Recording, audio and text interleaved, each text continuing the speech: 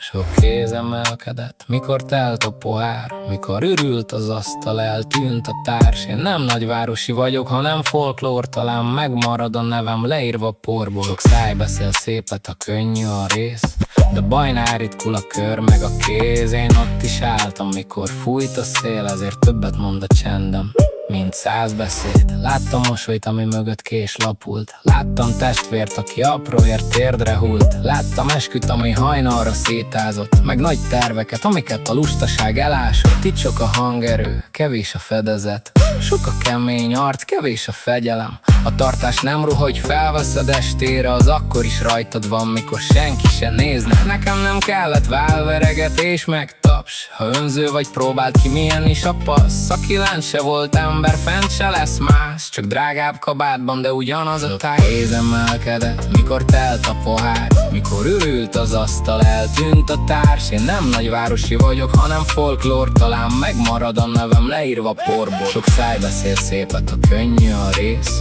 de bajnál ritkul a kör meg a kéz. Én ott is álltam, mikor fújt a szél, ezért többet mond a csendem, mint 100 beszéd. Nem minden út fényes, amelyikre lépnek, sok csillogó ajtó mögött konganak az évek. Láttam hamis koronák alatt remegő kezeket, meg csendben feloldódó, el nem mondott neveket. Nem az számít, hányan mondják, hogy veled, hanem ki maradott, mikor semmit se lehet. Mert könnyű a nyárban árnyékot adni, de tél közepén kell embernek maradni. Én nem cseréltem el a gerincem tapsra, nem hajoltam rá minden gyors asszonra. Ha egyszer elnémul majd minden körülöttem, legalább tudom, hogy önmagam lehettem. A füst elszáll, a zaj elől, ami marad, az benned épül. Lehull a vakolat minden falról, kiderül majd ki volt kőből, ki habarsból. Kéz emelkedett, mikor telt a pohár, mikor ürült az asztal, eltűnt a társ. Én nem nagyvárosi vagyok, hanem folklór, talán megmarad a nevem leírva porból. Sok száj beszél szépet, a könnyű a rész,